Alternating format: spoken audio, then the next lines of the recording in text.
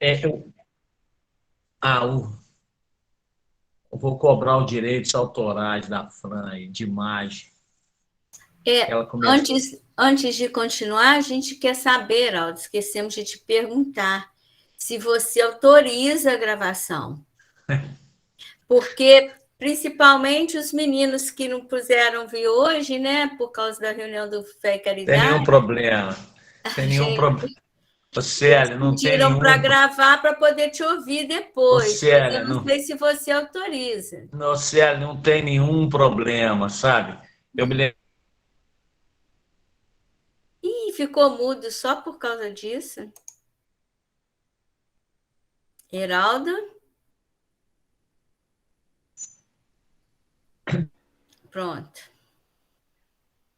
Será que tem Heraldo, a ver com a gravação? Não, né? não, acho que não.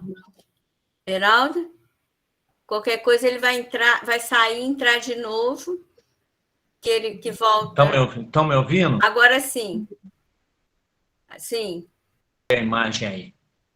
Ah, eu me lembrei da Beth Baesso, uma vez cheguei lá no centro, em Santa Luzia, e a Beth, a mãe do Ricardo, e ela falou assim comigo, Geraldo, você me autoriza a gravar aí as suas exposições e tal? Falei assim, ô Beth, claro que autorizo. Ela falou, nossa, você não sabe como eu estou aliviada. Aí eu falei, mas o que houve, né? E ela me levou lá na biblioteca, ela já tinha feito um monte de DVD, sabe? Com as palestras, ela tinha esquecido dessa questão eu falei, não, Beth, fica tranquila, que... Mas eu brinquei, foi com a Fran, porque eu vi que ela começou a gravar agora. Não tenho nenhum problema, porque sei que, primeiro, não vai concorrer com ninguém, né? E segundo, que é importante a gente ter um legado, uma memória, todo mundo, é legal a gente gravar assim. Mas vamos aqui ao principal. Então, na verdade, o iluminismo, ele se pautava para a gente entender, olha só, o tamanho da importância do livro dos Espíritos. Ele não foi um acontecimento assim, ó, tem mais um livro no mercado, não. Ele foi um livro mesmo, ele chamou muita atenção. Porque o iluminismo, primeiro, vamos pegar três principais, onde se assentava o iluminismo, né? Primeiro, né, a razão era um guia infalível da sabedoria. Tudo estava na razão. Vê que, né, o próprio Kardec tem uma certa influência iluminista, né? Fé inabalável é aquela que pode, né, encarar quem? A razão, ó, face a face, frente a frente, em todas as épocas da humanidade. Vai lá, Kardec faz essa colocação. Outro ponto de vista do iluminismo, né, outro fundamento é que o universo ele era governado por leis inflexíveis, que a gente não podia desprezar. E o terceiro, que não existia pecado original. Então, isso, por mais que queira, foi um motivo de muita discussão, né? Porque as estruturas religiosas, né, estavam assentadas na questão do pecado original e na herança do pecado original. Ou seja, um dos fundamentos de se viver qual era? Que nós precisávamos, através da fé, acreditar em Jesus, Cristo como sendo o nosso Salvador, para que ele pudesse, não é? Que assim como ele fez na cruz, pelo seu sangue, pelo seu sacrifício, por ter sido imolado, ele nos libertaria do famoso pecado original cometido pelos nossos primeiros ancestrais, que foram Adão e Eva, que causou a expulsão do paraíso. Então, que nós, enquanto seres humanos e descendentes de Adão e Eva, nós carregamos todo mundo que nascesse o pecado original, né? Ou seja, já nascemos pecadores em função de Adão e Eva. E que o iluminismo veio e quebrou isso tudo. Então, isso facilitou também, por outro lado, a questão. Bom, o que o Kardec diz, né? Kardec, quando apresenta a obra, lá na introdução principalmente, que é o que me coube hoje aqui, simplificar para nós, ele deixa claro que, na verdade, ele faz lá algumas colocações sobre os termos espiritualismo e espiritismo, e ele opta em dizer que aos adeptos do espiritismo, então, que nós usássemos a palavra espíritas ou espiritistas, mas que pudesse ser espiritismo, porque espiritualismo era um leque muito grande, né? E que, portanto, ele dizia que o espiritismo, na apresentação do Livro dos Espíritos, ele vinha para nos mostrar as relações do mundo material com os espíritos, ou seja, com os seres do mundo invisível, né? E que o Livro dos Espíritos se tratava de filosofia espírita, diz ele. Né? Por isso que ele vai enfatizar, e isso é muito importante, porque a gente consegue ver aí, ó, há muito mais de 100 anos depois, ainda não se ter, pelos novos adeptos da doutrina espírita, ou até mesmo esse viés na divulgação do livro espírita, da doutrina espírita, que a força do espiritismo não está nos fenômenos. Quem disse isso foi Kardec, viu? Não estou cometendo nenhum ato para alguém depois me crucificar. E não quer dizer que eu esteja negando o fenômeno, mas ele está dizendo, preste atenção, que a força do espiritismo não está nos fenômenos, mas está na sua filosofia. O que ele quis dizer com isso? Que a força do espiritismo está na sua concepção de realidade. Que realidade é essa? Quem somos nós? De onde viemos? Para onde vamos? Quais os benefícios da reencarnação? Porque acreditamos nessas idas e vindas, nessa viagem cíclica pela eternidade, né? Então, o Herculano Pires, comentando essas questões, ele dizia também que o espiritismo não se trata de sessões, de ficar fazendo sessões, provocando fenômenos, procurando médiums, que, na verdade, a força do espiritismo era examinar a concepção espírita do mundo, o Herculano dizia isso, e reajustar a essa concepção espírita do mundo a nossa conduta através da moral espírita. Isso é muito importante. O Livro dos Espíritos é um compêndio de filosofia, mas que, na verdade, ele nos traz, né, nos coloca nas mãos uma lente para que a gente examine a concepção espírita do mundo, para que a gente possa, né, reajustar a essa concepção a nossa conduta através da moral espírita. Ou seja, não tem como nós queremos vivenciar no mundo tratando a filosofia espírita apenas como uma filosofia, que é o que a gente ouve muitas vezes. A doutrina espírita é maravilhosa, né? Pena, né, gente? Que está muito distante para mim. Né? Quem sou eu para ser espírita? A gente ouve isso aí para todo lado, né? Esse desculpismo mesmo. Alguém já tentando se justificar em relação a não querer levar a sério o compromisso da reforma íntima, né? Porque eu não consigo mesmo entender essas colocações, porque qualquer proposta fora da doutrina espírita existem as penas graves, fora da doutrina espírita existem os pecados mortais, que vão nos levar direto para o inferno, e ao contrário, o espiritismo vem e diz, nenhuma falta é irreparável. Nenhuma. Por mais grave que sejam as nossas atitudes, nenhuma falta é irreparável, ou seja, nós vamos conseguir reparar qualquer falta pela expiação e pela própria reparação. Então, um caminho muito mais fácil.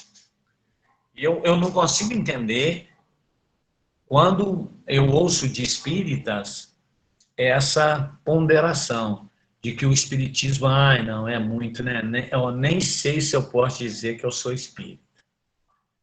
Né? Não tem muita justificativa. Primeiro, o aspecto consolador é amplo, né? O suporte às nossas dores é vigoroso, presente, né? Então, é bom que a gente frise bastante isso. Que a doutrina espírita, a sua força não está nos fenômenos, ela está na filosofia, na nossa concepção de realidade. Somos espíritos imortais. E como diz a Joana de Ângeles, entramos na vida uma vez para não sair dela jamais. As nossas idas e vindas têm a finalidade de fazer com que cada um de nós passemos pelo processo de autodepuração, na nossa melhoria interior, porque novos estágios, novos mundos, novos desafios nos são oferecidos, graças à nossa imortalidade, às nossas vidas infinitas. Então, todas estarão ao nosso alcance, à nossa mão, no uso responsável do livre-arbítrio. Né? Então, é importante que a gente frise muito isso, para que a gente não inicie o estudo de um compêndio de filosofia, dizendo assim, olha, isso é muito bacana, mas não é para mim.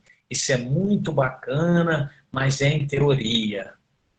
Na prática, não é aplicável, né? Isso é muito bacana, né? Isso é lindo, ai, mas a dúvida não tem problema, ela é benéfica. Não é? Agora, a crítica cética, não.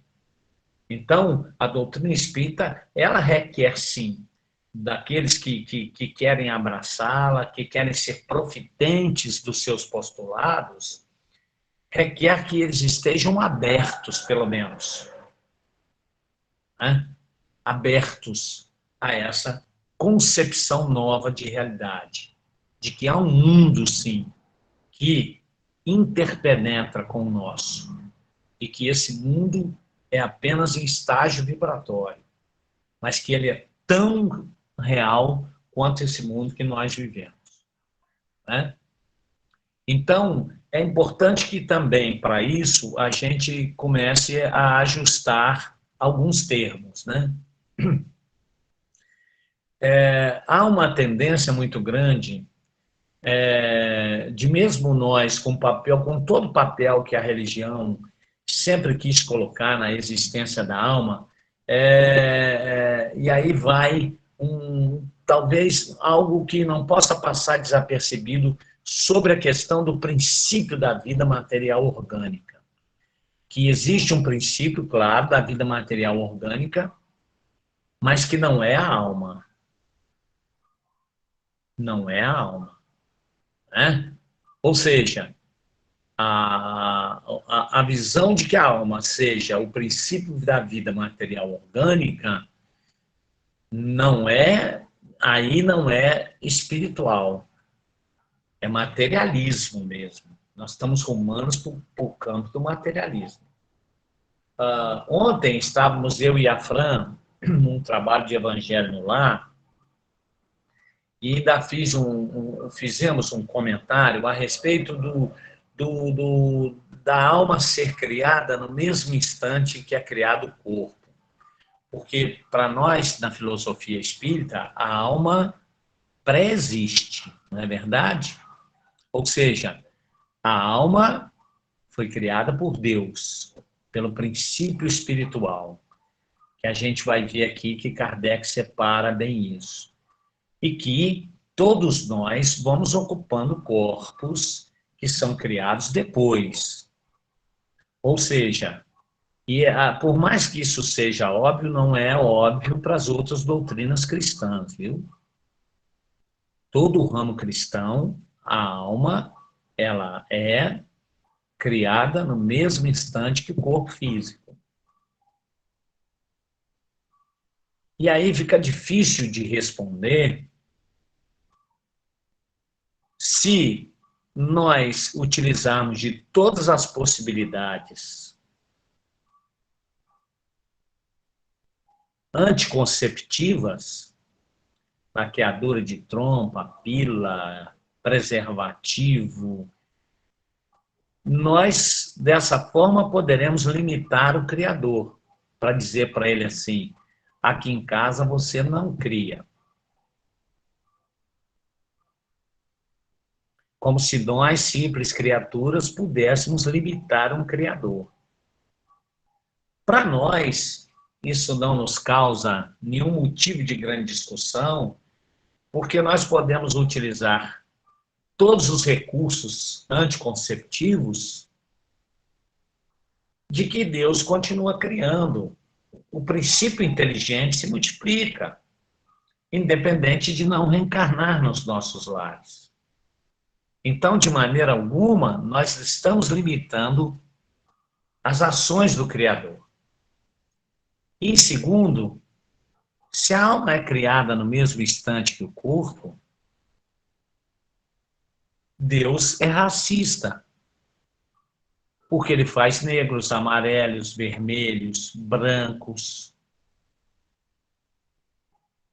Na nossa concepção, eu estou mestiço. Eu estou negro, eu estou branco, eu estou amarelo, não é? São situações, porque a alma já pré-existe, né? Então, é muito importante, porque também se vigorava muito nos meios acadêmicos dessa época, em relação à própria alma, e uma era essa, de ser no princípio lá junto com a vida material orgânica. E eu estou falando isso pela veia religiosa mesmo, que era colocada.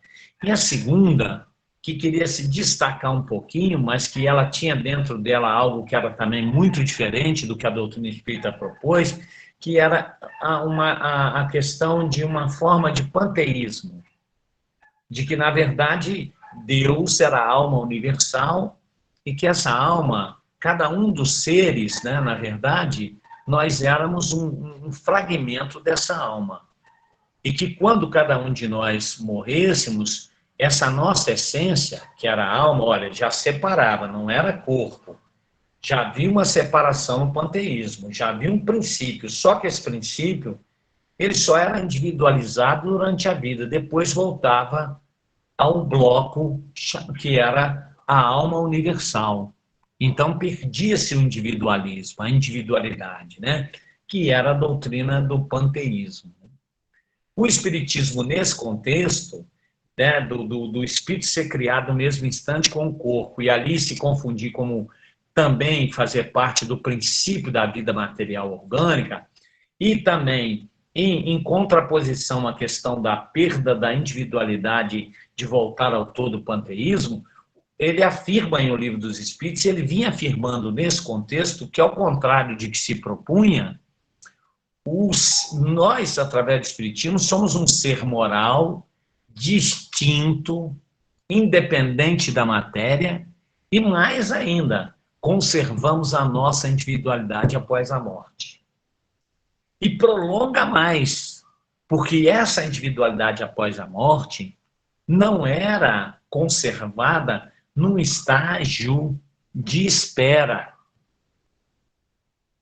aguardando o juízo final, para saber para onde íamos, na separação dos bodes das cabras, numa linguagem evangélica, numa separação do joio do trigo, de quem sentaria à direita do trono do Pai, mas, pelo contrário, essa individualidade permanecia após a morte e numa dinâmica de vida muito grande, que era num mundo paralelo, não é? Em outro plano vibracional, numa dinâmica de vida, permanecendo relacionando-se, muitos permanecendo ainda se relacionando com o mundo material, muitos ainda saciando o desejo de mundo material. Você imagina Kardec apontar essa direção nos meados ali do século XIX, em que a vigência da ciência era estava se libertando das amarras da religião colocada até aquele momento. Alguém tem alguma pergunta? Está um pouco maçante, muito chato também, o raciocínio. Vocês podem me dar um feedback aí.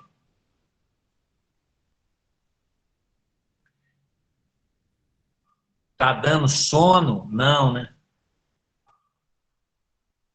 Não, tá bem legal, Heraldo. A minha dúvida é justamente nesse ponto que você parou. A religião predominante na época era católica mesmo? Sim, sim. A gente tem também, obviamente, os protestantes, mas em si, veja bem, em si, conceituando, né, a alma, ela era criada junto com o corpo, isso não muda na filosofia protestante, na filosofia católica romana, na própria igreja fundamentalista, o próprio muçulmano, que também acredita numa outra vida, e etc. e tal, e nessa vida, mas também, entende? A concepção, o momento de criação dessa alma era junto com o corpo físico, ou seja, o espírito era criado na concepção. O Kardec, claro, eu não estou excluindo aqui as religiões milenares, orientais, que já eram reencarnacionistas, mas veja bem, lá na própria Idade Média, os fenômenos mediúnicos sempre se manifestaram. A gente sabe que isso aí sempre houve manifestações mediúnicas, mas se confundia, né, com bruxaria, com feitiçaria, né, e foram combatidos com a fogueira, a gente sabe disso tudo aí, né, com a forca, enfim, levava-se à morte. Nós sabemos que muito de conhecimento da própria medicina, imagina, com todo o atraso da civilização, como é que chegava muito da medicina que para o socorro imediato às condições que se vivia. Era mediúnico. Né? Os pajés, os xamãs, os feiticeiros, os druidas lá né, da colonização ali da antiga, né, antes de ser a França, né? Então, na verdade, esses eram o quê? Eram, na verdade, médiuns que recebiam toda essa gama de informações, né? Essas práticas aí milenares, né? Voltadas aí para a medicina. Heraldo, a Maria Reis levantou a mão. Pois não, Maria. Oi, Heraldo, boa noite para todos. Boa noite. Há bastante tempo atrás, eu conversando com uma pessoa, ela saiu esse assunto de alma e espírito, e ela disse que a diferença entre alma e espírito seria porque eu não sei, né, se está certo ou não, é isso que eu quero que você esclareça, seria que a alma é o espírito encarnado. Isso mesmo. É isso mesmo? Pode continuar com o esclarecimento. O Kardec propõe isso aí para a gente não confundir. Tá? Tá, obrigada. Era isso que eu queria saber, esse esclarecimento aí. Outra coisa, não. Abalizada, uma opinião mais abalizada. Não, imagina, um prazer imenso. E está tão prendendo tanta atenção que eu estou fazendo algumas anotações sobre o que você está falando, viu? Então, vamos lá. Então, arruma a caneta Bic aí. Eu te digo também que é importante também o Livro dos Espíritos, porque ele trouxe também à baila, nesse contexto, chamou atenção para a questão dos fluidos. O que eram fluidos? Fluidos eram, do ponto de vista científico, né, de uma forma genérica, substâncias líquidas ou gasosas. E olha só, nós entendemos fluido que não são líquidos e que não são gasosos, né? Quando a gente fala em e impasse. Nós não estamos mexendo com os fluidos, que é o livro dos Espíritos inaugura isso aí. O próprio Delane, ele dizia o seguinte, fluidos para nós espíritas são estados da matéria, veja bem, em que é mais rarefeita ainda do que o estado gasoso. Isso que para nós é fluido. Está lá, Delane conceitua dessa forma, ou seja, fluido é matéria, mas, na nossa perspectiva, é uma matéria mais rarefeita do que o estado gasoso. Né? A gente precisa falar nisso porque a gente vai falar de algo que todo mundo conhece e que está no comecinho do Livro dos Espíritos e que é importante a gente identificar agora para que nos estudos que vierem aí a gente não precise ficar com certas dúvidas em relação a essas colocações. Por exemplo, todo mundo vai ouvir falar em fluido cósmico universal. É o famoso, alguém botou aí, é o FCU, eu já vi muita gente falar, é o FCU, fluido cósmico universal, o famoso FCU. O fluido cósmico universal também ele entra como uma proposição no Livro dos Espíritos. Porque lá ele propõe dizendo o quê? Que existe um fluido que é uma matéria elementar primitiva, cujas modificações, as transformações, elas que se constituem na inumerável variedade dos corpos da natureza. Ou seja, Kardec vai afirmar no Livro dos Espíritos, pelo Espírito de Verdade, que o princípio elementar de todo o universo, olha que ousadia, assume dois estados distintos, um estado etéreo, imponderável, primitivo, e um material ponderável. Ou seja, o fluido cósmico universal é matéria, e que as suas transformações, as suas modificações, que estão representadas nessa inumerável variedade de corpos da natureza. Tudo que é material é uma modificação do fluido cósmico universal. Então, isso é muita ousadia na proposta para a época, né? Não confundir, aí eu tenho certeza que vocês já não confundem mais pelos estudos que a gente fez, com o fluido vital. O que é o fluido vital? O fluido vital é uma modificação do fluido cósmico universal. O que é um copo de vidro? É uma modificação do fluido cósmico universal. O que é o oxigênio? O hidrogênio não é um elemento simples, não é um elemento primitivo para nós.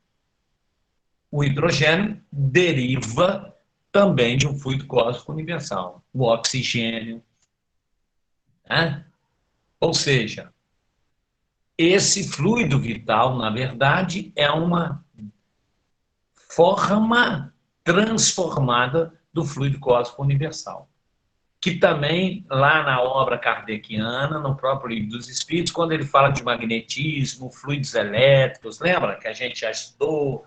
Ele está falando do fluido vital. Ok? Para ele é a mesma coisa. Esse fluido vital, ele tem a ver com ectoplasma? É a mesma coisa ou é diferente? Porque a gente também já ouviu falar de ectoplasma. Todo mundo viu. Não é o ectoplasma daquele material para as materializações, que parece um algodão, não vimos isso? O ectoplasma também é o quê? É uma transformação do fluido cósmico universal. E não é o fluido vital. O ectoplasma, ele é uma matéria situada entre a matéria densa e a matéria perispirítica.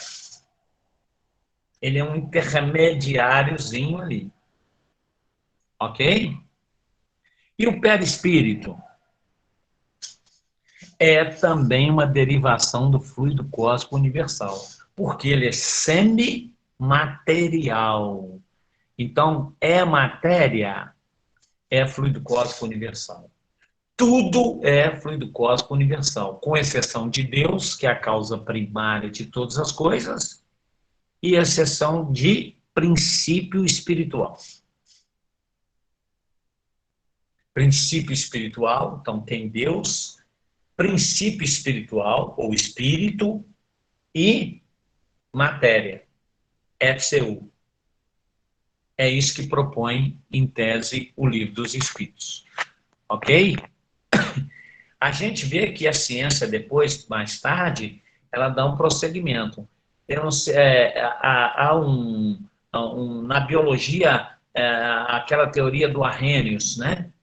De que houve uma contaminação, teve um princípio que veio de fora, né? Da panspermia cósmica, né? Ele veio de fora, né? E aqui, obviamente, a Terra de fora capturou esses germes aí, a vida se iniciou, que não é desprovido de tanto fundamento que a gente vai ver nas colocações do próprio Emmanuel, no Evolução em Dois Mundos. A gente vai ver o princípio espiritual no protoplasma. Lembra disso?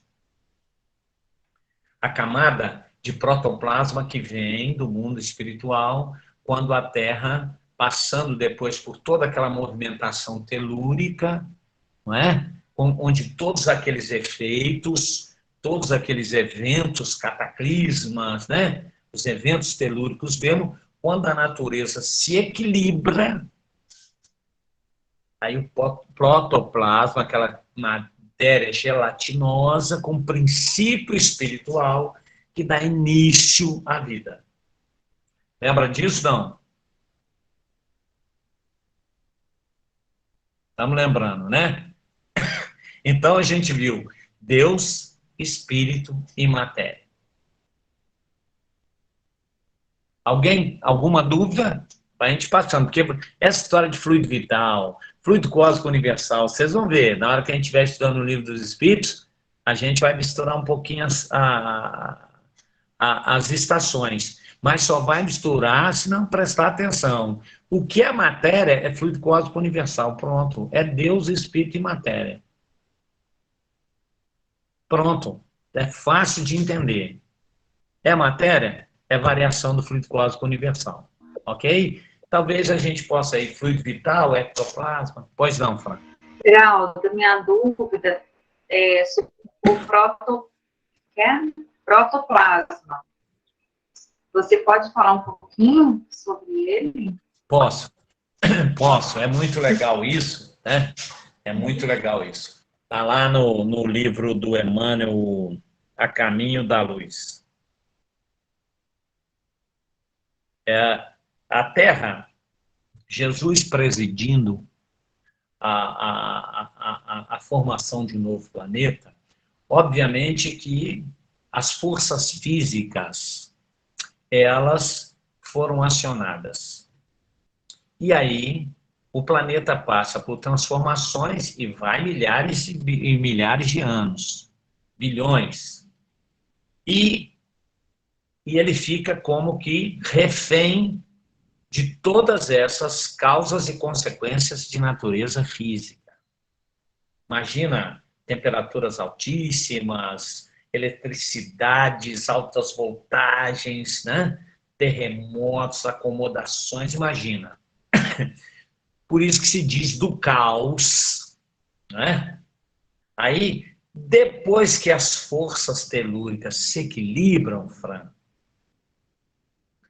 está na hora de trazer a vida para animar o fluido cósmico universal nas suas milhares de transformações. E aí eu fico imaginando o carinho, o envolvimento e a grandeza de espíritos sob a tutela do Cristo em trazer do laboratório divino os germens da vida, princípios espirituais, que na nossa linguagem, para entendermos, eram o simples e o ignorante. Éramos nós, nas formas mais elementares. E elas são, relata Emmanuel, como uma matéria gelatinosa que passa a envolver o planeta formado, equilibrado, e aí essa matéria, com as leis físicas, a eletricidade, e aí vai dando origem, se juntando ao unicelular, depois de tudo aquilo que a gente já conhece naquelas nossas teorias aí. E a vida se inicia. Então, esse princípio espiritual vem de fora. O FCU, ou fluido cósmico universal, é o que formou toda a parte material. Agora, o espírito, que aí é esse protoplasma, obviamente, esse princípio espiritual, ele vem, é muito legal lá no A Caminho da Luz. Esse momento é um momento muito legal mesmo. Tá bom, Fran? Te instiguei, pelo menos. Eu sinto, eu não tenho mais informação, né? Não, tá ótimo. Já anotei aqui para ler depois. Obrigada, tá? Eu que agradeço. Então, vamos concluir, para fechar essa parte. Há 2 elementos básicos na formação do mundo. Princípio espiritual e princípio material. Estou falando isso tudo, é o livro dos Espíritos. Tudo que a gente vai estudar vai estar contido nisso aí, e com todos os outros desdobramentos aí, ok? Bom, então a gente viu princípio vital, fluido vital, magnetismo, duplo etérico, corpo mental, perispírito, tudo isso é matéria. Tudo isso são transformações do fluido cósmico universal. Ok? Então não precisa ter dúvida, mas o perispírito é uma transformação do fluido cósmico universal. O corpo mental, o duplo etérico também. Certo? O fluido vital também. O princípio também. Ok? Tudo vem do fluido cósmico universal. Agora, imagina se isso não sofreu objeção, né? Imagina o livro dos Espíritos entrando, sendo colocado aí, editado, saindo do forno, e um monte de pessoas adquirindo e começa a ler esse tipo de coisa. Tem que imaginar, com toda a carga de filosófica que tinha impetrada pelas religiões vigentes e pelo comportamento da ciência, baseado no iluminismo, que era o que era mais vigente ali na França. Imagina começar a ler essas coisas, né? A começar como Deus, inteligência suprema e causa primária de todas as coisas, já deu aí contradição pra caramba. Imagina Deus, esse ser imanente, né? E o Kardec lá, a pergunta é muito relevante. Ele nem pergunta quem é Deus, né? Ele pergunta o que é Deus. Ele nem personifica. Ele nem contorna, define quem. É o que. Olha que coisa interessante. A falta desse Nzinho faz muita coisa. Que e quem tem uma diferença muito grande, não tem? E o que os Espíritos dizem é a inteligência suprema, por enquanto, para nós é isso. Inteligência suprema e causa primeira de todas as coisas. Ou seja, é a causa primeira, é de onde tudo se origina. Tá? Então, obviamente, as objeções surgem, né? Porque qualquer ideia inovadora, qualquer ideia fora dos padrões, ela sofre 3 fases, né? É assim, né? Primeira fase é do espanto, depois é a negação, aí depois que é a aceitação. A gente é assim, né? Com toda situação nova, né? Você fica sabendo de uma coisa nova, você se espanta, a tendência é negar primeiro, depois é que com o tempo leva à aceitação.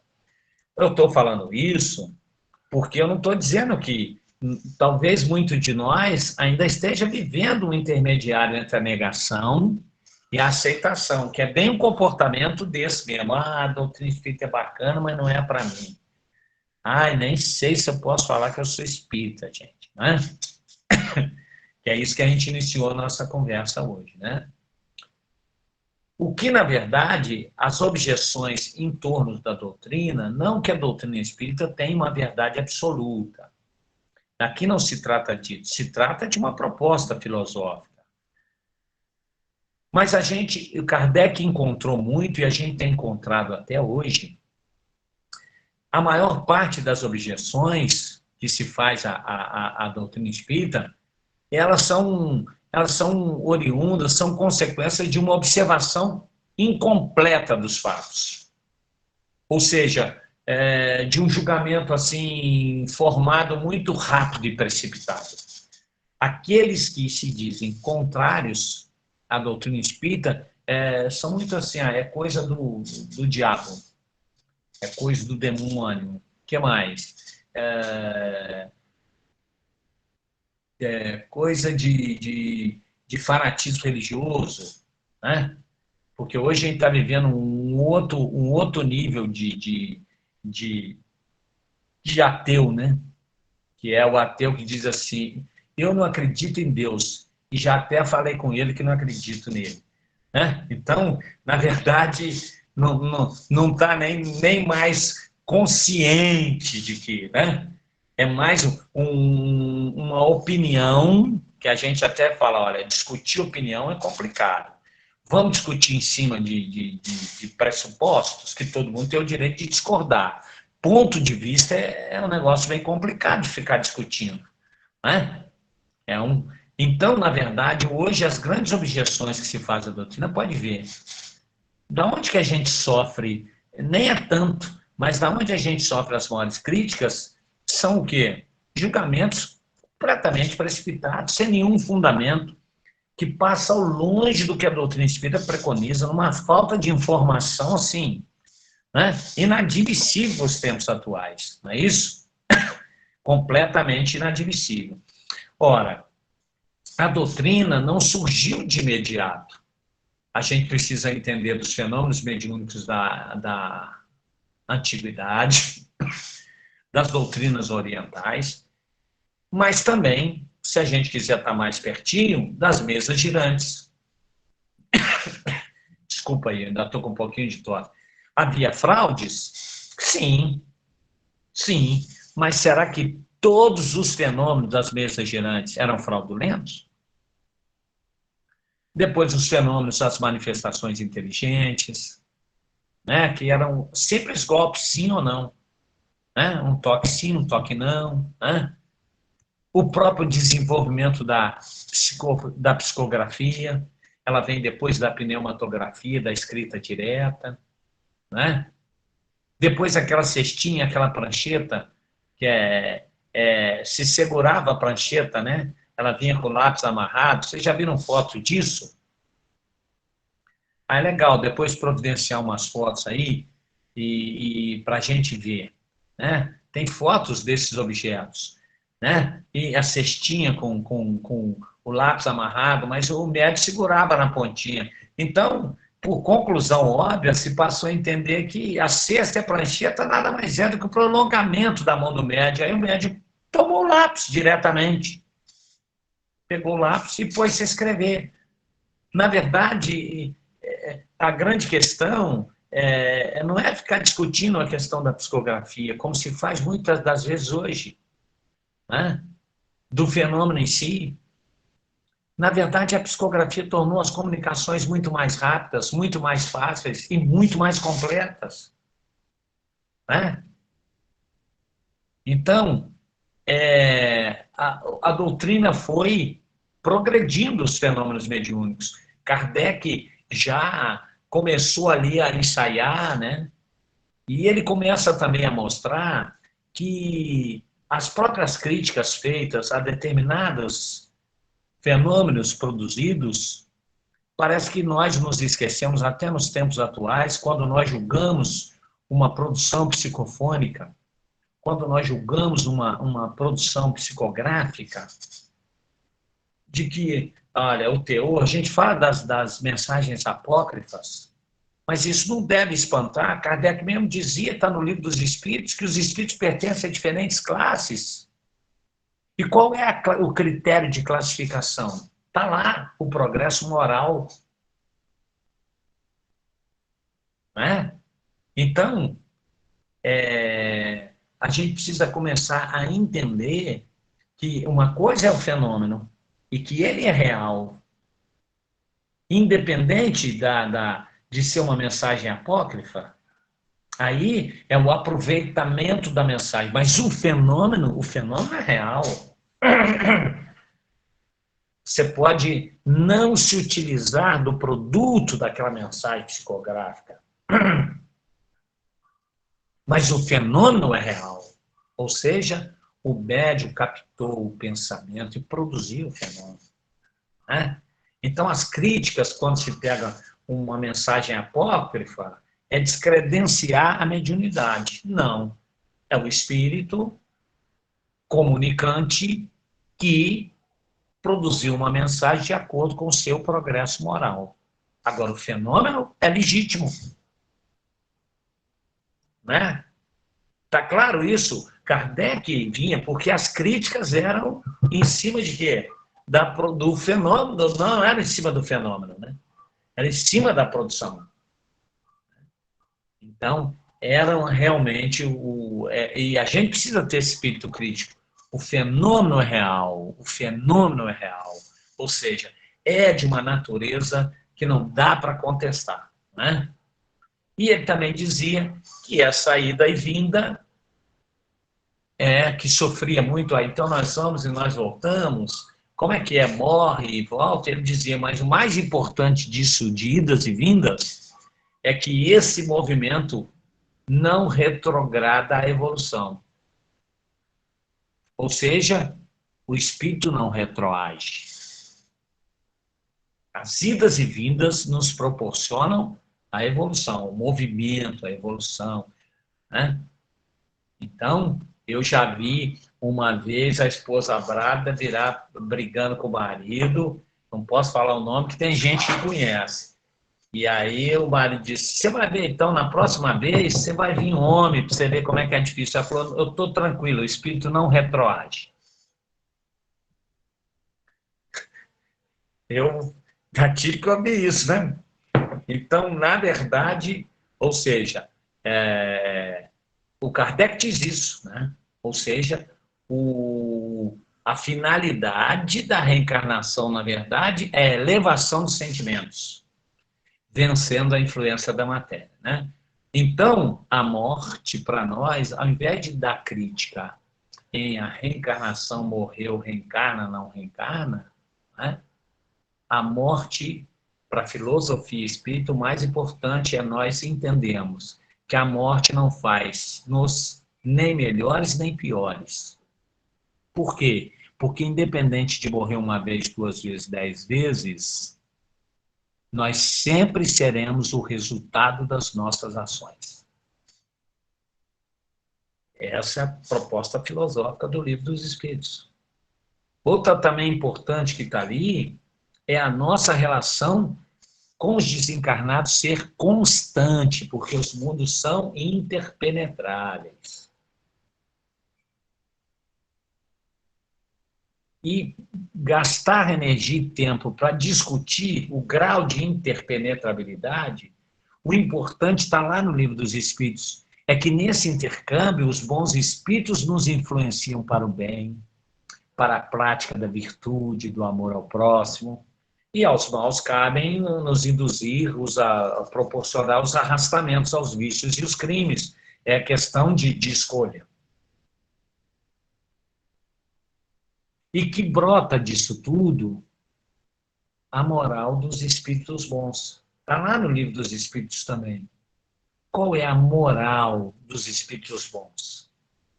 Fazer ao outro o que gostaríamos que nos fosse feito. Porque esse é o papel dos espíritos. Porque muita gente não entende por que aqui nós temos espíritos que nos socorrem.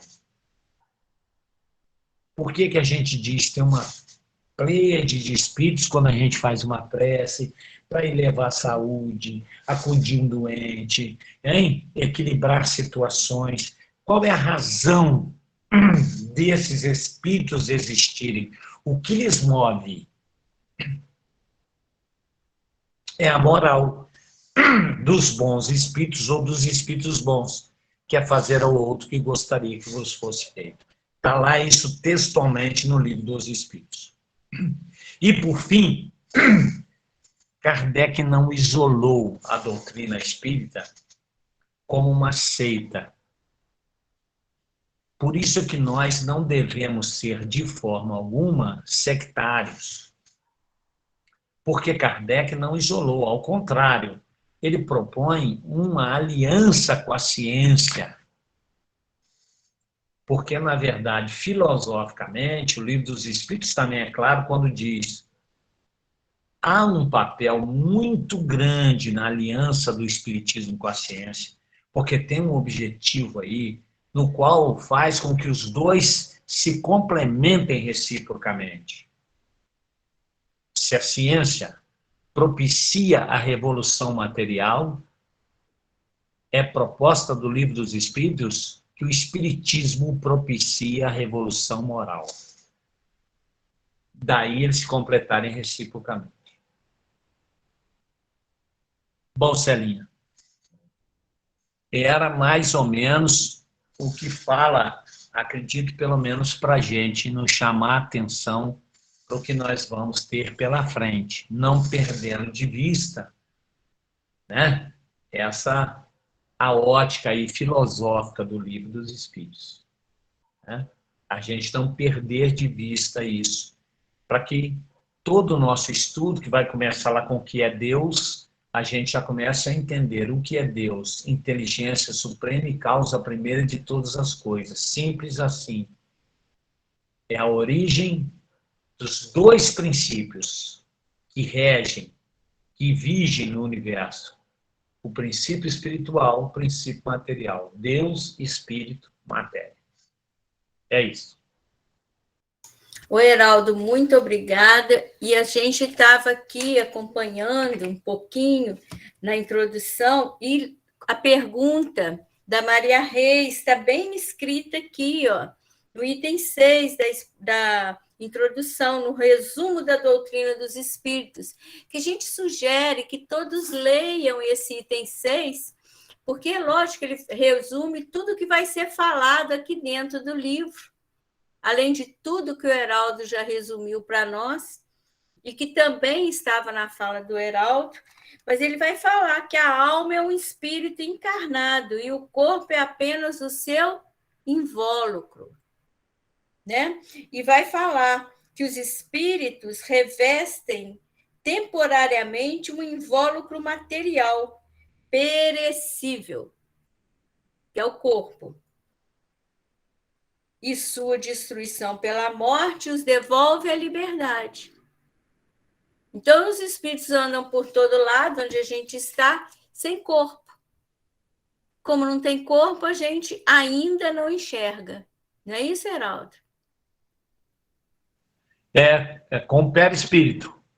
Eles andam, né? Claro, Eles andam com perispírito. Todo espírito tem perispírito.